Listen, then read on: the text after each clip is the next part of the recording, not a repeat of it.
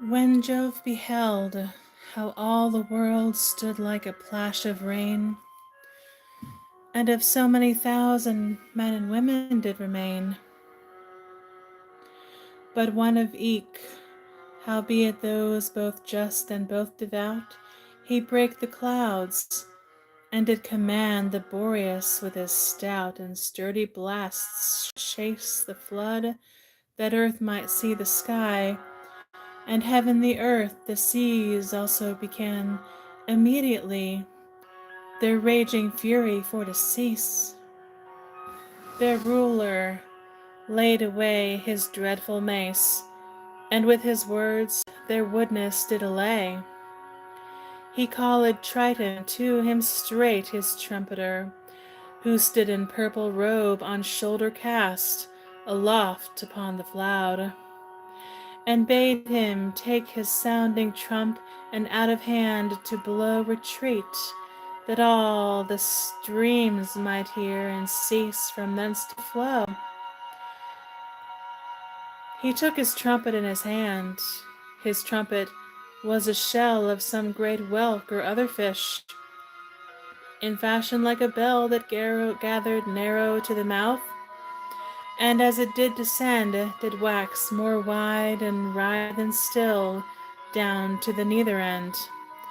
When that his trump amid the sea was set to Triton's mouth, he blew so loud that all the streams, both east, west, north, and south, might easily hear him blow retreat.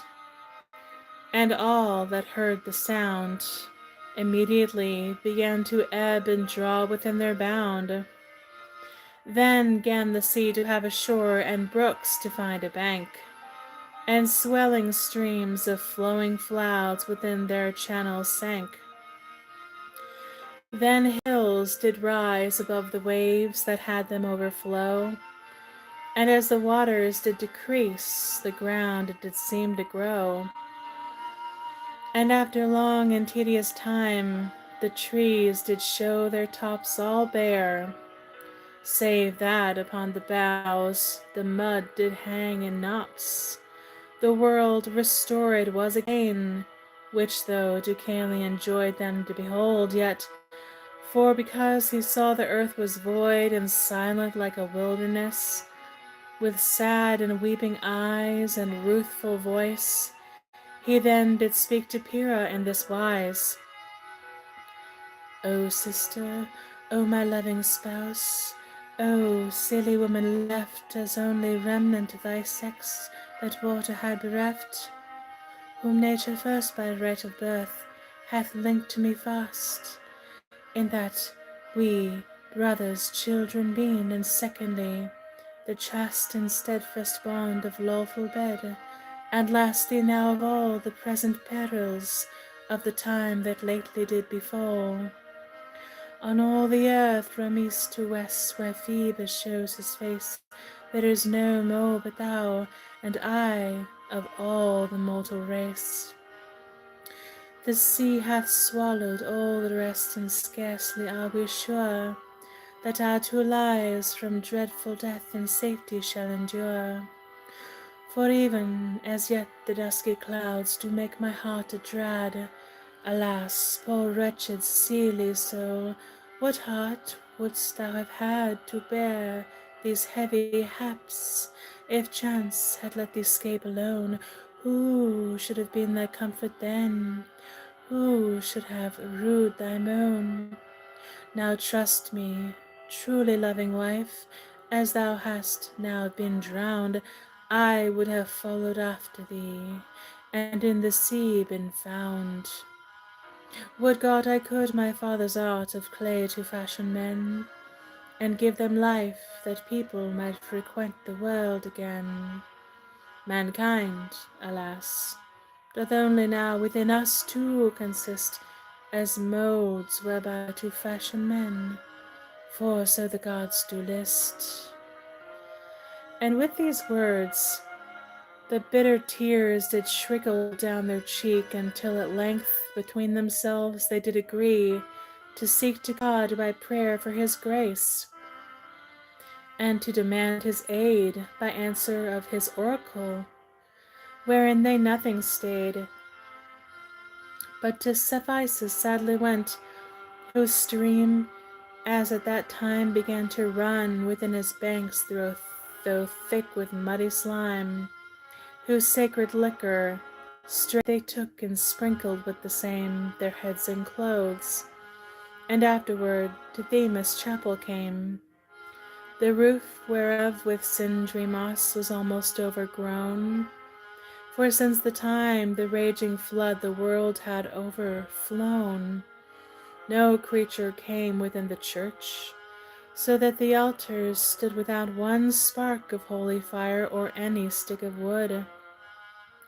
As soon as the couple came within the chapel door, they fell down flat upon the ground, and trembling kissed the floor, and said, "If prayer that proceeds from humble heart and mind may in the presence of the gods such grace and favor find, as to appease their worthy wrath, then vouchsafe to tell, O gentle Themis, how the loss that on our kind befell may now eftsoons recovered be, and help us to repair the world which drowned under waves doth lie in great despair." The goddess, moved with their suit, this answer them did make: "Depart you hence, go heal your heads, and let your garments slake, and both of you and your granddame's bones beside your shoulders cast." They stood amazed at these words, till Pyrrha at the last, refusing to obey the hest which the goddess gave, brake silence, and with trembling cheer did meekly pardon crave, for sure she said she was afraid her granddame's ghost to hurt, by taking up her buried bones to throw them in the dirt. And with the answer hereupon eftsoons in hand they go, the doubtful words whereof they scan and canvass to and fro, which done, Prometheus' son began to counsel wise and sage his cousin Germain's fearfulness thus gently to assuage: "Well, either in these doubtful words is hid some mystery, whereof the gods permit us not the meaning to espy, or questionless, and if the sense of inward sentence deem like as the tenor of the words apparently do seem, it is no breach of godliness to do as God doth bid. I'd take our grandame for the earth, the stones within her hid I'd take for bones. These are the bones the which are meaned here." Though Titan's daughter at this wise conjecture of her fear were somewhat moved, yet none of both did steadfast credit give, so hardly could they in their hearts the heavenly Hestus believe. But what, and if they made a proof, what harm could come thereby? They went their ways, and veiled their heads, and did their coats untie, and at their backs did throw the stones, by name of bones foretold. The stones, who would believe the thing, but that the time of old reports it was for a steadfast truth, of nature tough and hard, began to war both soft and smooth, and shortly afterward to win therewith a better shape, and as they did increase, a milder nature in them grew, and rudeness gan to cease. For at the first their shape was such as in a certain sort resembled man, but of the right and perfect shape came short, even like to marble images new drawn and roughly wrought before the carver by his art to purpose hath them brought. Such parts of them where any juice or moisture did abound, or else were earthy turned to flesh, and such as were so sound and hard as would not bow or bend did turn to bones. Again, the part that was a vein before doth still his name retain. Thus by the mighty power of gods, ere longer time was past, the mankind was restored by stones the which a man did cast, and likewise also by the stones the which a woman threw, the womankind repaired was, and made again of new. Of these are we, the crooked imps, in stony race indeed, bewraying our toiling life, from whence we do proceed. The lusty earth, of own accord, soon after forth did bring, according to their sundry shapes, each other living thing. As soon as that moisture once caught heat against the sun, and that the fat and slimy mud in moorish grounds begun to swell through warmth of Phoebus' beams, and that the fruitful seed of things, well cherished, in the fat and lively soil indeed, as in their mother's womb, began in length of time to grow, to one or other kind of shape were in themselves to show.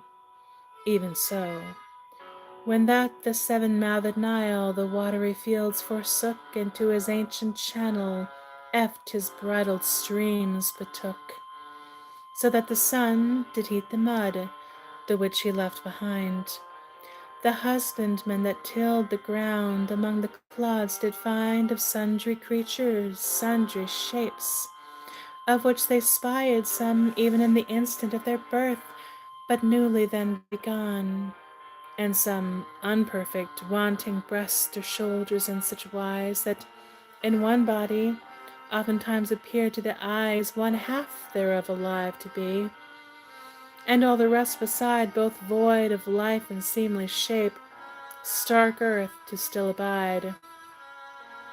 For when that moisture with the heat is tempered equally, they do conceive, and of them twain engender by and by all kind of things. For though that fire with water aye debateth, yet moisture mixed with equal heat all living things createth. And so these discords in their kind, one striving with the other, in generation do agree, and make one perfect mother.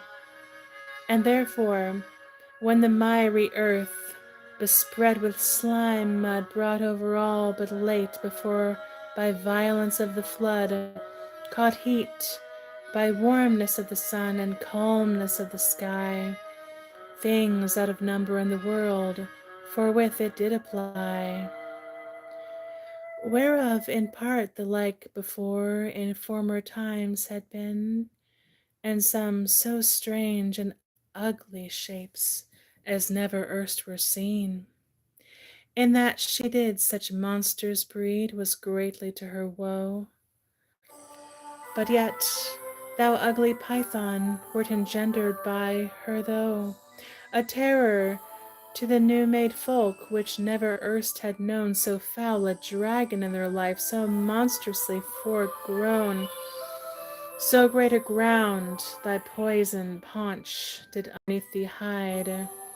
The god of shooting, who nowhere before that present tide those kind of weapons put in ore, but at the speckled deer, or at the rotes so white of foot, 1,000 shafts were near, did on that hideous serpent spend, of which there was not one, but force it forth, and the venomed blood along his sides to gone, so that his quiver almost void, he nailed him to the ground, and did him nobly at the last by force of shot confound.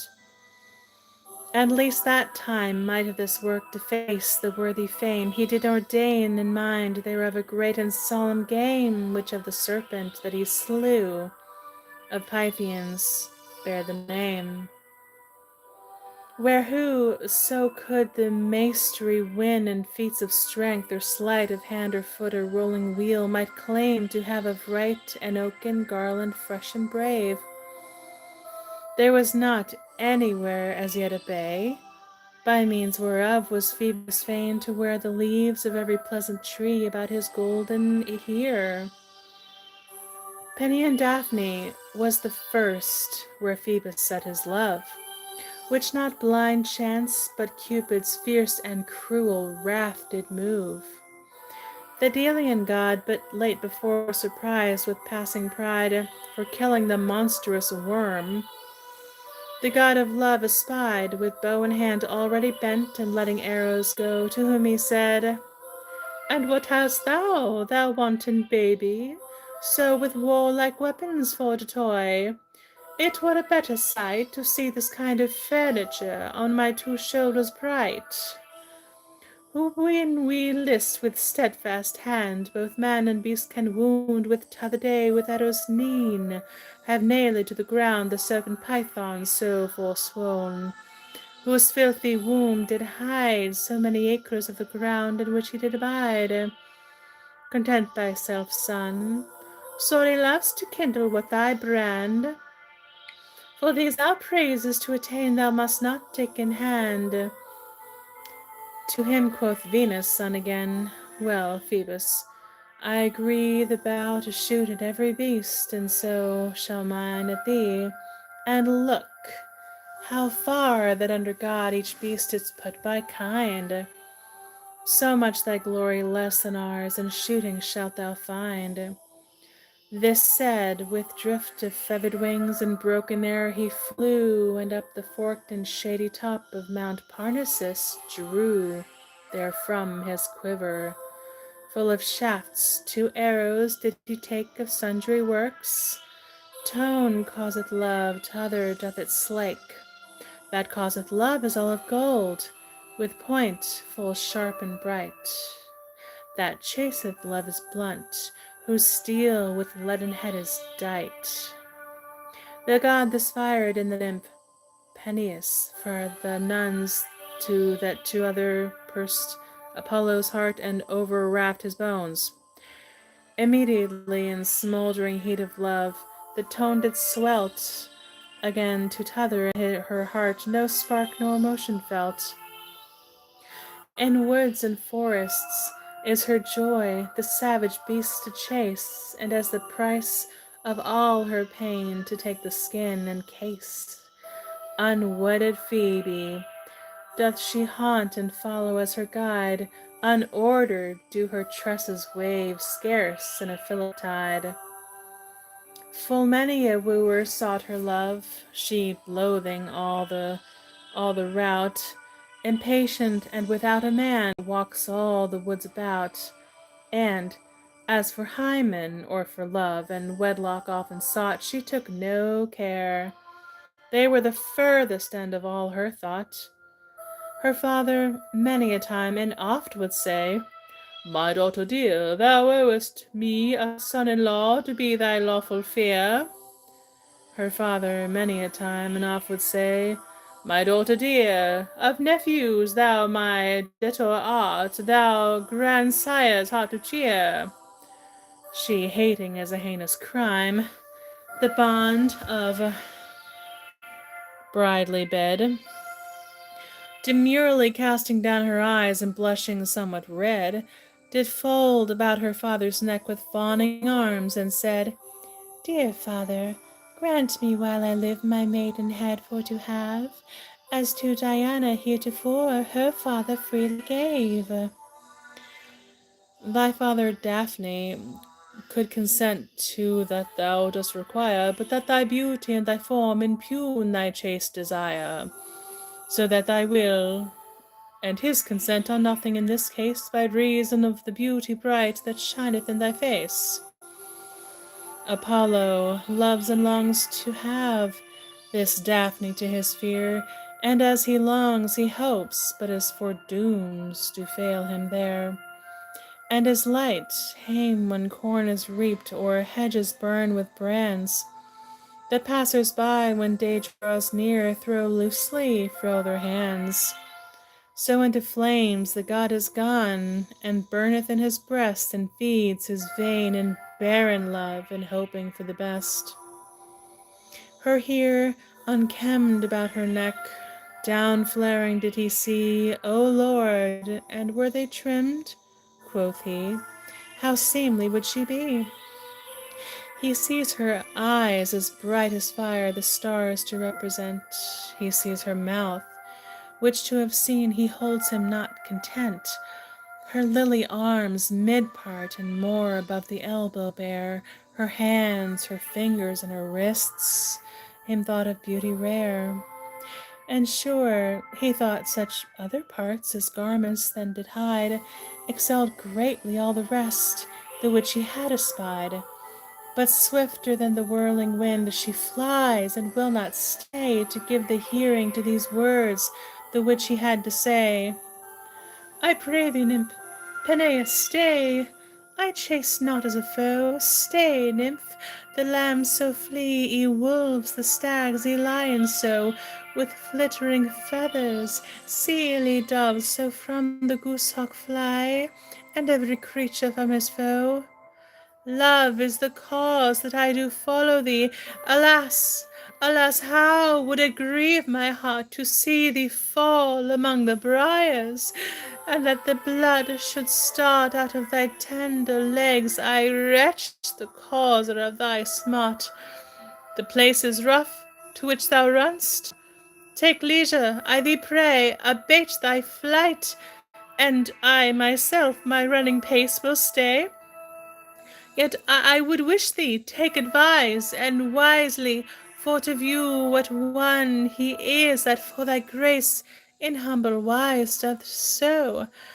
I am not one that dwells among the hills and stony rocks. I am no shepherd with a cur, attending to the flocks. I am no carle, nor country clown, nor never taking charge of cattle grazing here and there within this forest lodge. Thou dost not know, poor simple soul, God wot thou dost not know from whom thou fleest. For if thou knew, thou wouldst not flee me so. In Delphos is my chief abode, my temples also stand at Glados and at Pastera within the Lycian land, and in the Isle of Tenedos the people honor me. The King of Gods himself is known my father for to be. By me is known that was, that is, and that shall ensue. By me men learn to sundry tunes to frame sweet ditties true. In shooting I have steadfast hand, but surer hand hath he that made this wound within my heart, that there heretofore was free. Of philsic and of surgery I found the arts for need. The power of every herb and plant doth of my gift proceed. Now, woe is me that ne'er an herb can heal the heart of love. Now woe is me that ne'er an herb can heal the hurt of love, and that the arts that others help their Lord doth helpless prove. As Phoebus would have spoken more, away Peneus stale with fearful steps, and left him in the midst of all his tale. And as she ran, the meeting winds her garments backward blew, so that her naked skin appeared behind her as she flew. Her goodly yellow golden hair that hanged loose and slack with every puff of air did wave and toss behind her back. Her running made her seem more fair. The youthful god therefore could not abide to waste his words and dalliance any more. But as his love advised him, he gained to mend his pace, and with the better foot before the fleeting nymph to chase. And even as when the greedy Gwendy doth course the seely hare, and amidst the plain and champion field, without all covert bare, both twain of them do strain themselves, and lay on footmanship, who may best run with all his force t'other to outstrip. The tone for safety of his life, to t'other for his prey. The ground I pressed with open mouth to bear the hair away, thrusts forth his snout, and girdeth out, and at her loins doth snatch, as though he would at every stride between his teeth her latch. Again in doubt of being caught, the hair aye shrinking slips upon the sodane from his jaws and from between his lips. So far the Apollo and the maiden. Hope made Apollo swift, and fear did make the maiden fleet, devising how to shift. Howbeit, He that did pursue of both the swifter went, as furthered by the feathered wings that Cupid had him lent, so that he would not let her rest, but pressed at her heel, so near that through her scattered hair she might his breathing feel.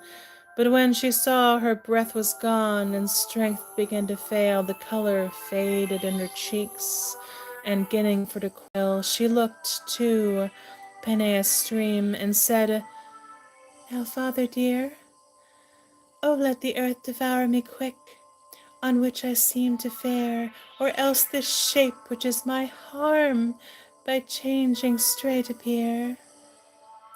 This piteous prayer scarcely said, her sinews waxed stark, and therewithal about her breast did grow a tender bark. Her hair was turned to leaves, her arms and boughs did grow, her feet that were erewhile so swift now rooted were as slow. Her crown began the top, and thus of that she erst had been, remained nothing in the world but beauty fresh and green, which, when that Phoebus did behold, affection did so move, the tree to which his love was turned, he could no less but love. And as he softly laid his hand upon the tender plant, within the bark new overgrown, he felt her heart yet pant. And in his arms, embracing fast her boughs and branches lithe, he proffered kisses to the tree. The tree did from him writhe. "Well," quoth Apollo, "though my fear and spouse thou cannot be, assuredly from this time forth, yet thou shalt be my tree. Thou shalt adorn my golden locks, and eke my pleasant harp. Thou shalt adorn my quiver, full of shafts and arrows sharp. Thou shalt adorn the valiant knights and royal emperors, when for their noble feats of arms, like mighty conquerors, triumphantly, with stately pomp, up to the Capitol they shall ascend with solemn train, that do their deeds extol." Before Augustus' palace door full duly shalt thou ward the oak amid the palace yard, I faithfully to guard. And as my head is never pulled, no never more without, to see me bush of youthful hair that spreadeth round about, even so this honor give I thee continually, to have thy branches clad from time to time with leaves both fresh and brave. Now when that paean of this talk had fully made an end, the laurel to his just request did seem to condescend, by bowing of her new-made boughs, and tender branches down, and wagging of her seemly top, as if it were her crown. There is a land in Thessaly, enclosed on every side, with wooden hills that Tempe height, through mid whereof doth guide Peneus, gushing full of froth, from foot of Pindus high, which was his headlong falling down, doth cast up violently a misty steam, like flakes of smoke, besprinkling all about the tops of trees on either side, and makes a roaring out that may be heard a great way off. This is the fixed seat, this is the house and dwelling place and chamber of the great and mighty River.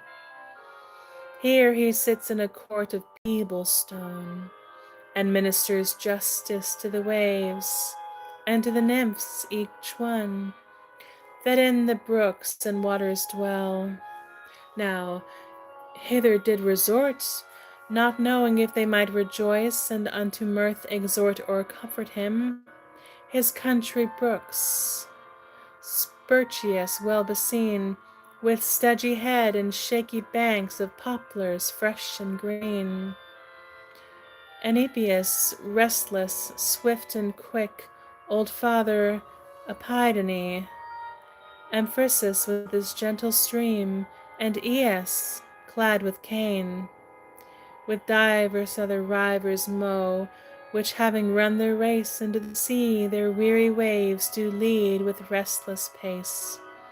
From hence the careful Inachus absents himself alone, who in a corner of his cave, with doleful tears and moan, augments the waters of his stream, bewailing piteously his daughter Io, lately lost.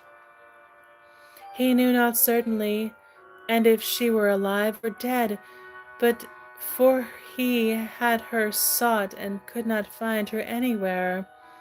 Assuredly he thought she did not live above the mould, nay drew the vital breath, misgiving worser in his mind, if aught be worse than death. It fortuned on a certain day that Jove espied this maid, come running from her father's stream alone, to whom he said, O damsel worthy, Jove himself like one day for to make some happy person, whom thou list unto thy bed to take. I pray thee, let us shroud ourselves in shadow here together.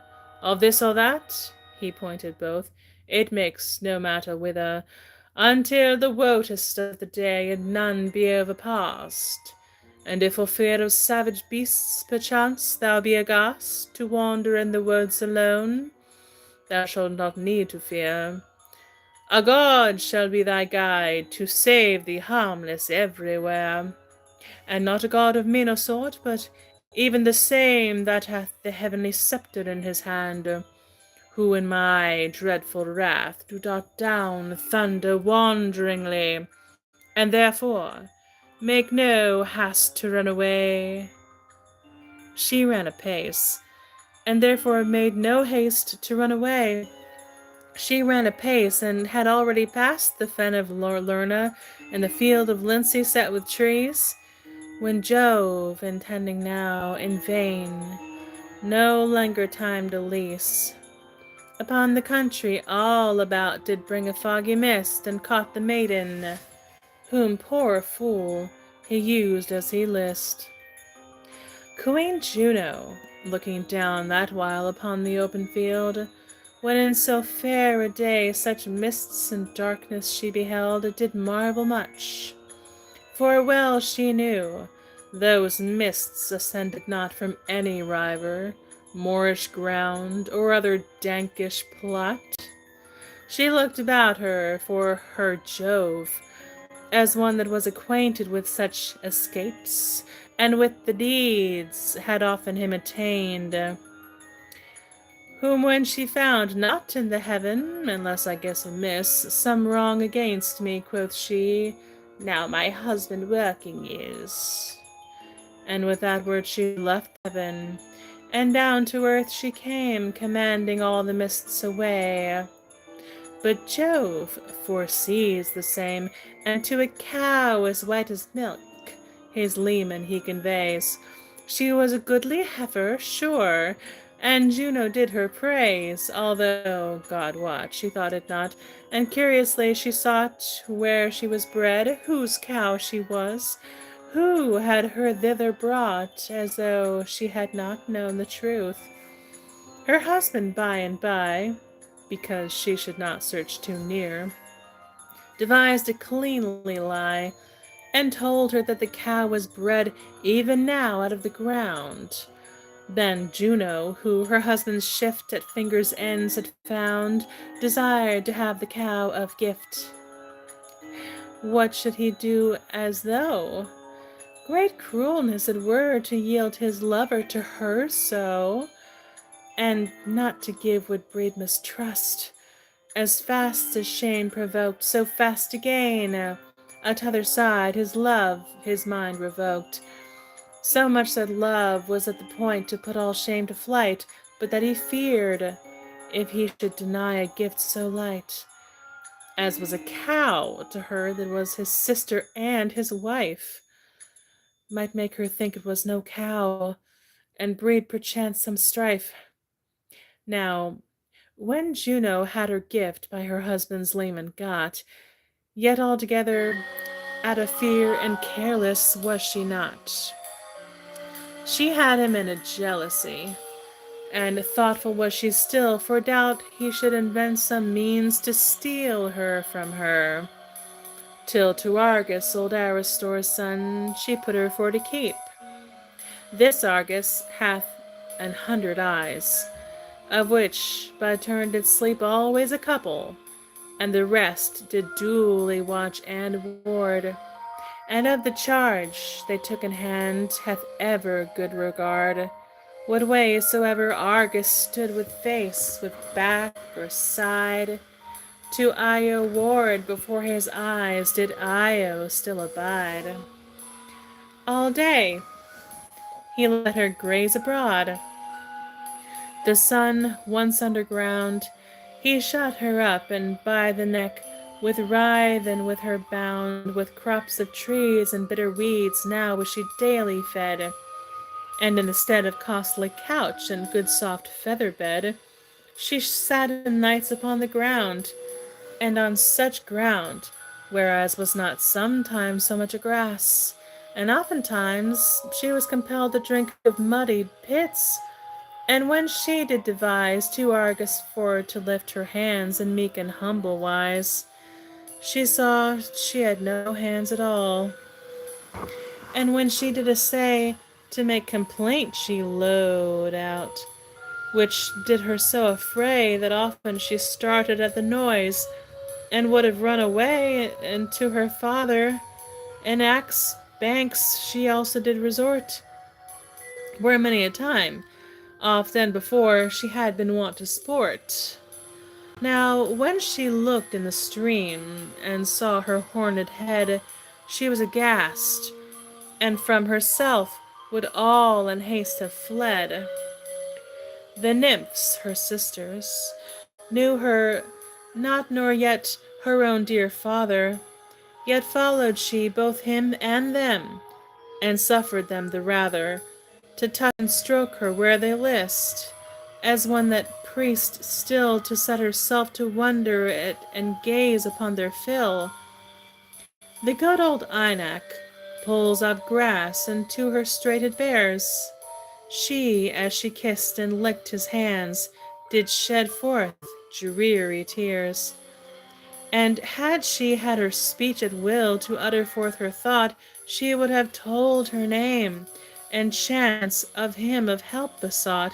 But, for because she could not speak, she printed in the sand 2 letters with her foot, whereby was given to understand the sorrowful changing of her shape.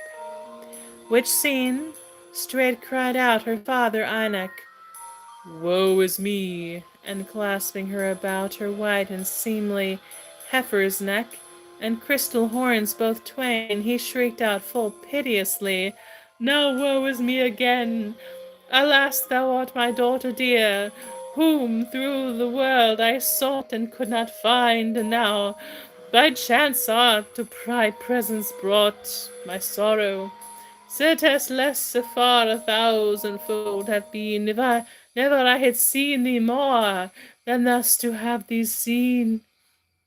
Thou stands as dumb, and to my words no answer can thou give, but from the bottom of thy heart, full of sorry sighs, dost drive as token of thine inward grief, and dolefully dost moo unto my talk. The only thing left is thy power to do.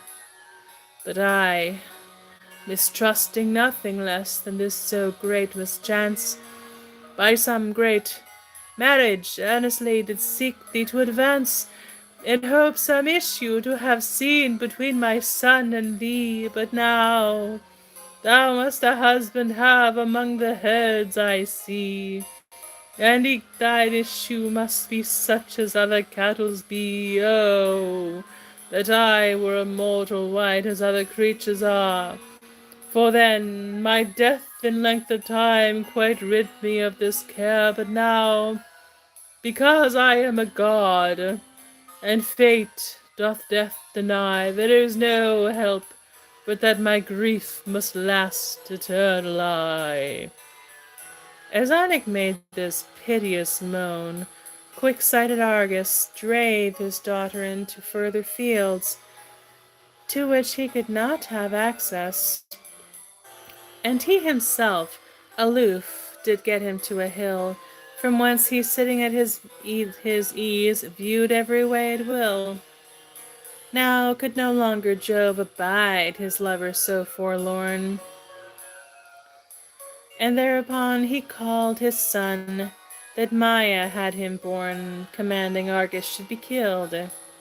He made no long abode, but tied his feathers to his feet, and took his charmed rod, with which he bringeth things, asleep, and fetcheth souls from hell, and put his hat upon his head, and when all that was well, he leaped from his father's towers, and down to earth he flew, and there both hat and wings also he lightly from him threw, retaining nothing but his staff, that which he closely held between his elbow and his side, and through the common field went plodding, like some good plain soul, that had some flock to feed, and as he went he piped still upon an oaten reed.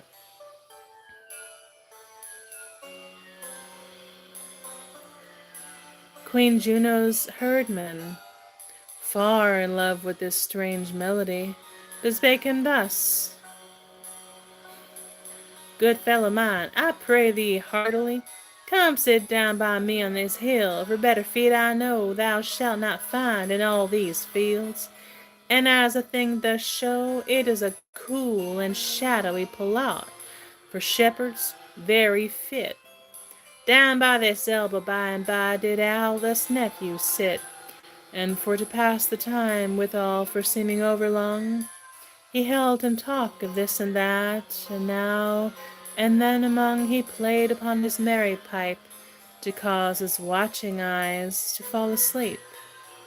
Poor Argus did the best he could devise to overcome the pleasant naps, and though that which some did sleep, yet of his eyes the greater part he made their watch to keep.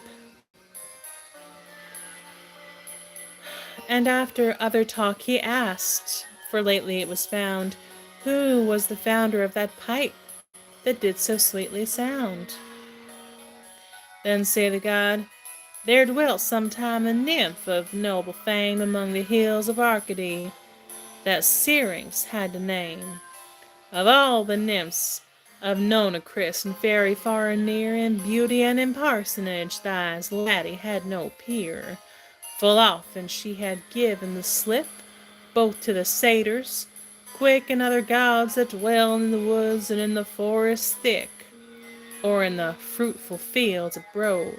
It was her whole desire to follow chaste Diana's guise, in maidenhead and in attire, whom she did counterfeit so nigh, that such as did her see, might at a blush have taken her Diana for to be. But that the nymph did in her hand a bow of cornel hold, whereas Diana evermore did bear a bowl of gold. And yet she did deceive folks so, upon a certain day, God Pan, with garland on his head of pine tree, saw her stray from Mount Lycaeus all alone, and thus to her did say, Upon a god's request, O nymph, vouchsafe thou to agree, that thou doth desire by wedded spouse and husband for to be. There was yet more behendle to tell, as how that Syrinx fled through the wayless woods and gave no ear to that Pan had said, until she to the gentle stream of sandy Ladon came, where, for because it was so deep, she could not pass the same. She piteously to change her shape the water nymphs besought, and how when Pan between his arms to catch a nymph hath thought, instead of her, he caught the reeds new grown upon the brook, and as he sighed with his breath, the reeds he softly shook.